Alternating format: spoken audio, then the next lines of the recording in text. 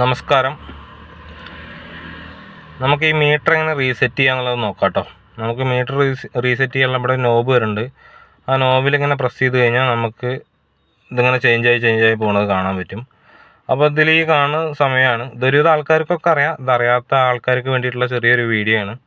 അപ്പോൾ ഇത് സമയമാണ് കാണിക്കുന്നത്. പിന്നെ ഒന്നും കൂടി ഞെക്കി കഴിഞ്ഞാൽ അതിൽ ടോട്ടൽ കിലോമീറ്റർ എത്ര ഓടി എന്നുള്ളത് കാണിക്കാൻ പറ്റും കേട്ടോ. അപ്പോൾ 1,28,000 കിലോമീറ്ററോളം ഈ വണ്ടി ഓടിയിട്ടുണ്ട്. അപ്പോൾ അത് ഒന്നുകൂടി ഞെക്കി കഴിഞ്ഞാൽ എന്താണ്ടോ ഈ ലെഫ്റ്റ് സൈഡിൽ എ, അതേപോലെ തന്നെ ബി. ഈ എയും ബിയും നമുക്ക് ചേഞ്ച് ചെയ്യാം.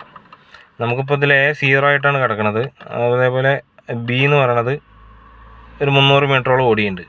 അപ്പോൾ നമുക്ക് ഇതിലൊന്ന് പ്രസ് ചെയ്താണ്ടേ, ഇതിലൊന്ന് പ്രസ് ചെയ്ത് കഴിഞ്ഞാൽ നമുക്ക് അത് 0 ആയി, കണ്ടില്ലേ?